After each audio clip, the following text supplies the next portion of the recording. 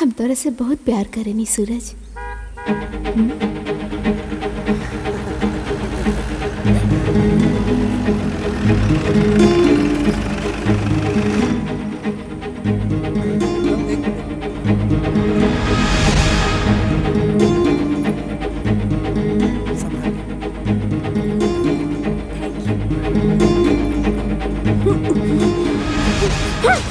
मीरा, ए मीरा। दीदी तू बात करबो कि हम बात करी? मीरा, तू अपन ही जीत छोड़ दा। काहे से कि जीत में इंसान अच्छा और बुरा की समझ खो देवेला। हम अच्छा बुरा कुछ नहीं की जानत दीदी। हम बस इतना जानत नहीं कि हमके सूरज चाहिए। सूरज चाहिए? सूरज चाहिए का रटले बाड़ू? हाँ, सूरज का कोनो खिलौना हा कि लाके तोरा हाथ में रख दी? हमरा के प्लीज सूरज दे दा दीदी, प्लीज दीदी। हम उनका से बहुत प्यार करेनी। मीरा, मधु तोहार बहिन ही है। वो हमेशा तोहार हर जिद पूरा करत आइल बाड़ी। बाकी ई बार सवाल कोनो सामान के नहीं खे कि तोहरा के दे के तोहार जिद पूरा कर दे। ए बार सवाल ओकर जिंदगी के बा। प्यार और शादी ब्याह कोनो खेल नहीं खे। हम मानतानी कि तू सूरज से बहुत प्यार करत होकबू, लेकिन ई प्यार एक तरफा है। सूरज तोहरा से ना मधु से प्यार करेले और मधु भी सूरज से प्यार करेली। तोहार एक जीत के चलते तो उन्हीं तीनों की जिंदगी खराब हो जाई। ऐसे अपन दिल के समझावा और शांत हो जा। हम वो दोनों लोग से वादा कैले बानी कि हम जल्दी वो दोनों के शादी करा दे और हम जल्दी है माई और बाबूजी से बात करे वाला बानी। ना दीदी, ये नहीं क्या हो सकत। अगर तू हमरा के हमार प्यार पावे में मदद ना करबू तो हम अपन प्यार छीन ले।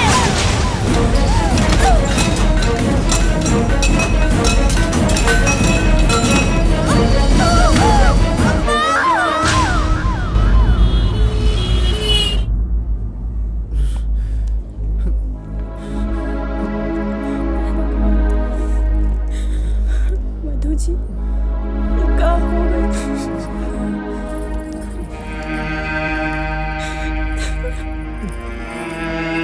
भैया, हमके कुछ समझ में ना आ रहा बा। का होई?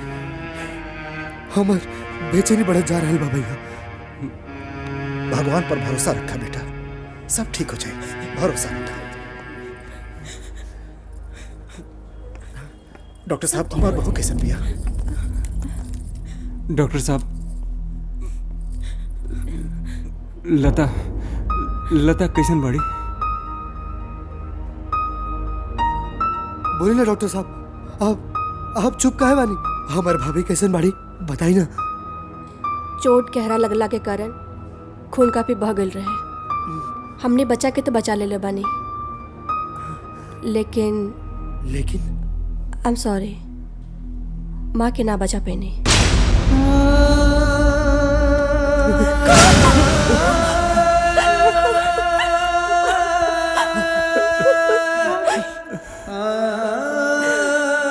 भैया,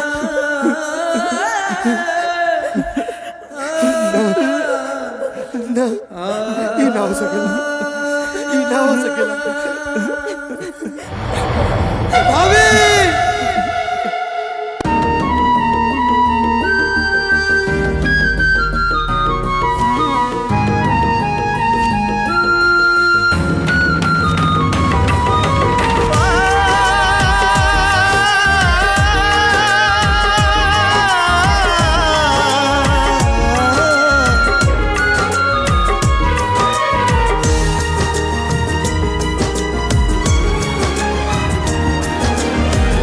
रूठल किस्मत भैनी अभागा के कर नजरिया लागल। गम के बदरिया घिरल खुशीता मीलो दूर बभागल। वक्त के कैसन कहर बल माला से मोती बिखर गइल। माला से मोती बिखर बिखर गई।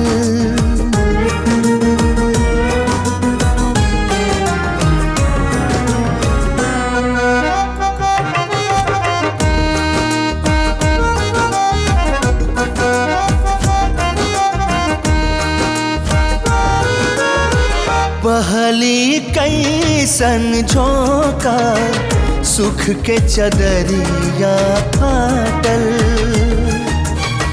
झरना भइल बा अखिया लोर के ताता लागल। सपना भइल मुस्कान भाग में दुख के भइल भरमार हो, जर गइल अरमान वीरानी लागेला संसार हो। नेह के खोता उजड़ गइल, माला से मोती बिखर गइल, माला से मोती बिखर गइल।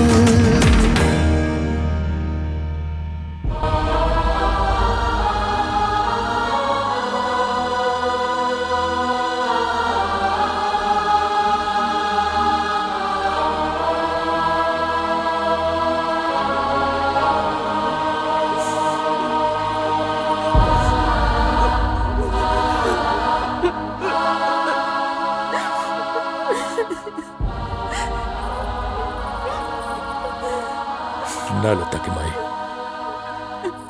होनी बहुत प्रबल होला और हम इंसान तक विधाता के आगे एगो कठपुतली मात्र बानी।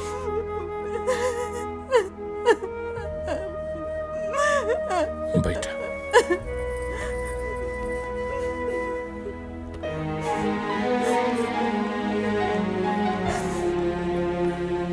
माई पीला पीला। बाबूजी एगो बात बोली। बोला बेटा। वैसे तो ये घर में हम सबसे छोट बानी, न जाने हमकी ये बात कहे के चाहे कि ना, पर सोचनी रवा से कह दी, कहे से कि ये बात मुन्ना के जिंदगी से जुड़ल बा, यही से खुद के रोक भी नहीं सकत।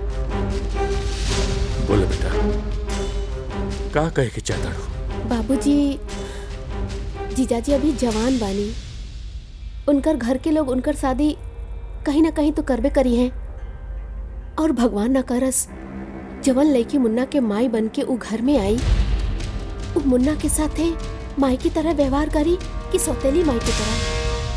मीरा, तू कहे कि का चाहत बड़ो? मुन्ना दीदी के आखिरी निशानी बा। माई, हम तो बस मुन्ना के सुरक्षा चाहता नहीं। मुन्ना मधु दीदी से इतना घुल मिल गई बा, और मधु दीदी भी मुन्ना के एगो माई की तरह ख्याल रखा तारी। वो तो मुन्ना के छोड़ के एक पल भी हटे खातिर तैयार नहीं थी, तो काहे ना हमने के दीदी की शादी जीजाजी से करा दिया जाओ, ताकि मुन्ना के कभी माई की कमी ना खले। मीरा, तू ये का कहत बाड़ू? तोहार दिमाग खराब हो गइल बका। माई, हमरा जौन ठीक लागल हा हम कह देनी, बाकी रउआ सबके मर्जी।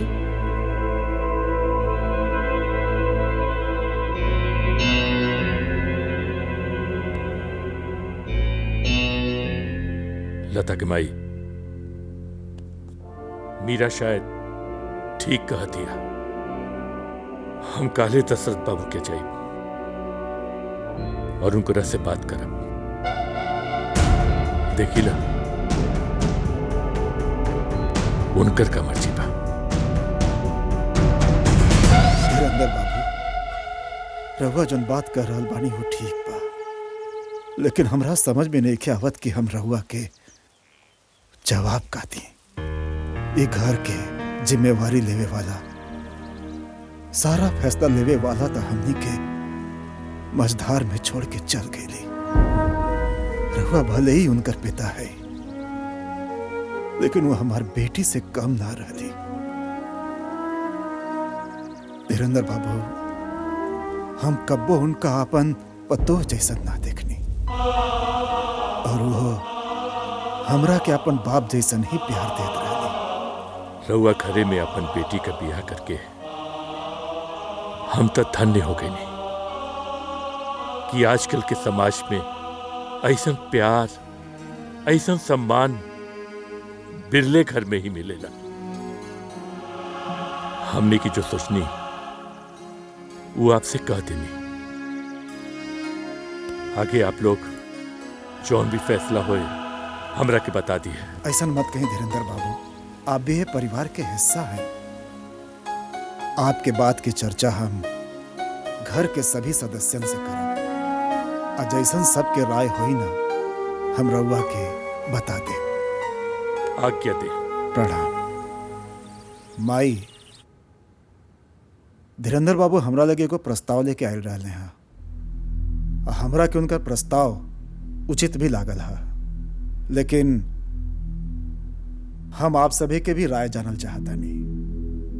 बाबूजी, जब रउआ के उचित लागत बा तो रउआ आदेश करी, हमनी के सब ओकर पालन करब। बेटा, तू जब भी सोचबा ई घर के भला ही सोचबा।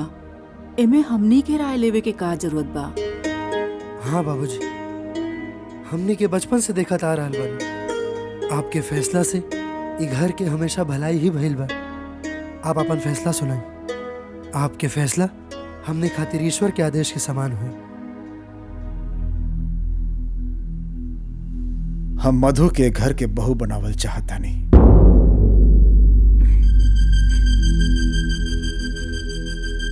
जैसे कि मुन्ना के कब्बो माई के कमी ना खले।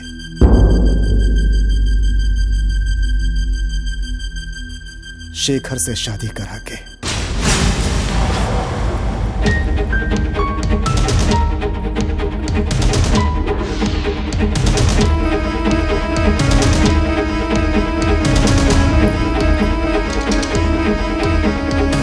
बाबूजी, कम से कम एक बार मधु से भी पूछ लिहल जाइत। उनकरा से उनकर माई बाबूजी पूछ लिया। अगर तोहनी के कोनो एतराज होके तो बतावा लोग। बाबूजी, हमनी तो आपके बात के विधाता के फैसला माने नहीं। रउआ आदेश करी, हमनी ओके पूरा करब। सूरज, तोहार का विचार बा? बाबूजी, जैसे ईश्वर इस सृष्टि के रचयिता हवन, वैसे ही माँ बाप औलाद के। एगो बच्चा खातिर माँ बाप भगवान से भी बढ़ के होले, और माँ बाप अपना औलाद के खातिर कोनो भी कबो भी गलत फैसला ना ले सकेले। माँ बाप अपन हर फैसला अपने बच्चन के हित में ही लेवेले। आपके हर फैसला हमनी के शिरोधार्य बा। बेटा, हम तोहनी जैसन पुत्र पाके धन्य हो गए।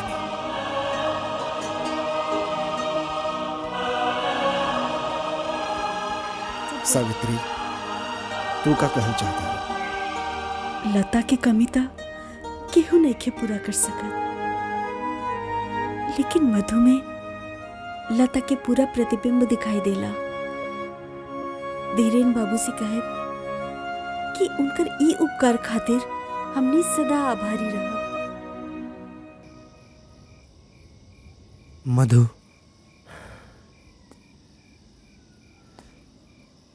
नियति खुशी भी देवेला तो ओके छीन भी लेवेला। ऐसे काहे बोला? ये आज तक क्यों समझ न पाई? ये वक्त सिर्फ हमने दो लोग की खुशी के बारे में सोचे के नहीं किए, बल्कि दो परिवार की खुशी के बारे में सोचे के बाद।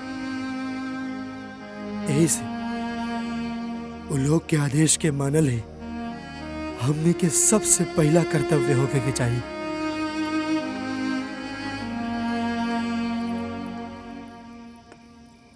और प्यार का ओकरे खातिर हमनी के कोनो कर्तव्य नहीं के का हमनी एक दूसरे दूसरा से दूर होके जी पाई? प्यार प्यार तो ऐसा अनमोल चीज है जेकरा बिना ये जीवन तो संभव ही नहीं के। बस एक रूप बदलत रहेला। ना, हम इतना समझदार नहीं थे। हम तो बस इतना जानतानी तारा से दूर रह के हम जी ना पाए। जब तक विधाता चाहिए तब तक जिए के पड़ी मधु। अपना खातिर ना तो इतना प्यार करे वाला परिवार खातिर, मुन्ना खातिर। हमरा वो इतना महान नहीं थी। ना मधु, ये महानता ना कर्तव्य है। प्यार के एक मतलब तो त्याग भी होला। और अगर तू हमरा से सच में प्यार करत होगबू तो ये बात के स्वीकार करे में तोरा आपत्ति ना होके के चाहे।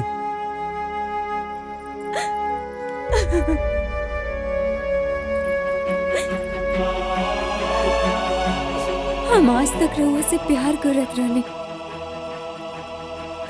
लेकिन आज के बाद राउर पूजा करब।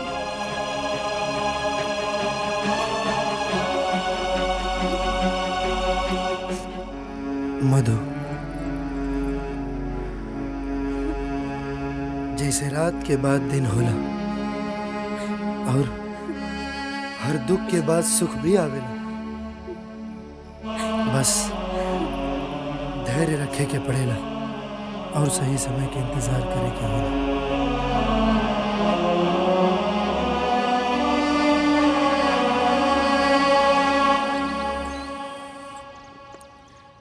मधु दीदी। अरे मीरा, तू कब आइलू? हम तो कब के आइल बानी दीदी, लेकिन तू ई का कर रहल बाड़ू? हम समझनी ना। सब समझ के अनजान मत बना दीदी। तू शादी के लिए काहे तैयार भइलू? तई में का गलत बा? ई सब छोड़ा, ई बताव कि माई बाबूजी कैसन बानी? बाबूजी भी आइल बानी। दीदी, तू ठीक नहीं क्यों करत? ठीक और बेठीक के निर्णय हम भगवान पे छोड़ देले बानी मीरा। ठीक बा दीदी, तू जैसा ठीक समझा। हम तहरा के लिया जाए आइल बानी। तू तैयार हो जा दीदी, हम बाकी लोग से मिलके आवतानी।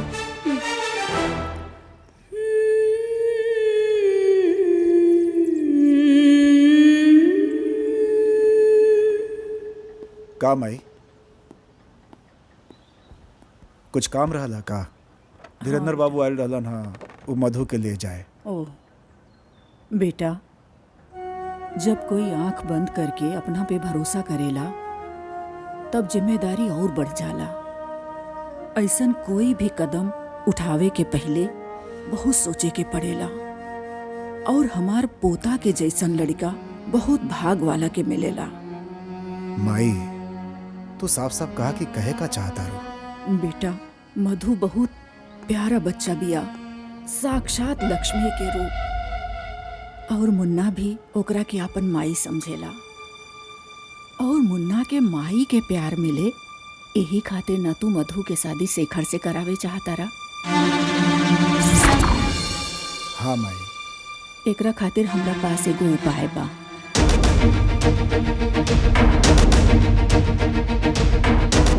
कौन उपाय बा माई?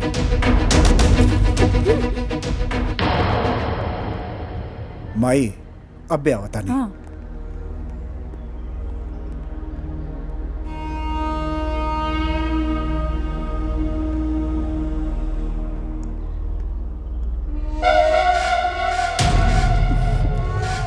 प्रणाम अरे दादी। मीरा, तू जियत रहा बेटा।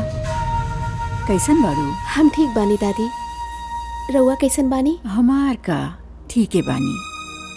2-4 दिन के और मेहमान बानी। जाए के तो हमरा रहे, लेकिन भगवान लता के उठा ले। दादी होने के टाल सकता। अच्छा दादी, रउआ मधु दीदी के ब्याह के लेके कोनो 200 रुपए भी बतावत रहनी।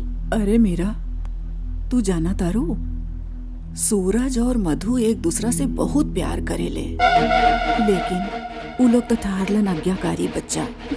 जे कहल जाला वही में तैयार हो जाले लोग। अच्छा, लेकिन 200 रुपए कौन बा दादी? अरे बेटा, मुन्ना के माई के प्यार मिले, यही खातिर तो हमने मधु के शादी शेखर से करावतानी।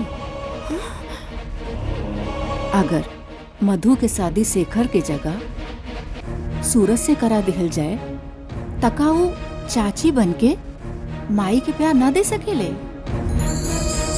अच्छा दादी,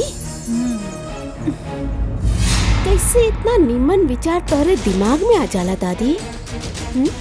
अब तुहार बाबूजी आइल बाड़े, सोचा तानी की बात कर ही ली। दादी, सूरज सिर्फ हमार हवन, हमार सिवा उनके हुआ और के नहीं हो सकत।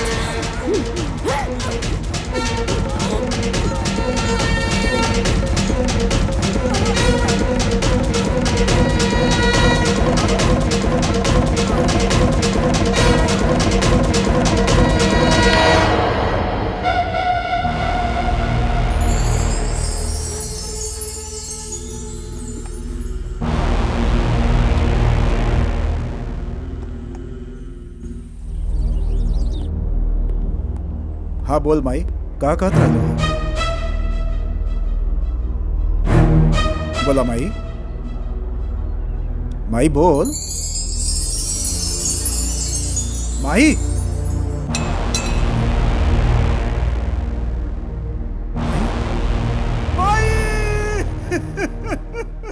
बाबूजी, दादी, दादी, ए दादी, दादी का भइल? दादी का भइल? दादी दादी, दादी भैया, दादी के साथ तो ये कैसे हो गई?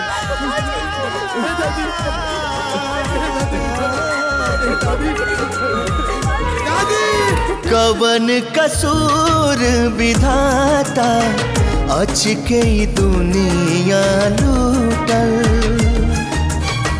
एगो जखम ना भरल, दूसरो पहाड़ बटूटल। ई कैसन बा समय के खेला, कैसन तोहर विधान बा। दिल दिल तर से खुशी ना, अब ता दर्द भइल बेजुबान बा। सांस भी लागे ठहर गइल, माला से मोती बिखर गइल, माला से मोती बिखर गइल।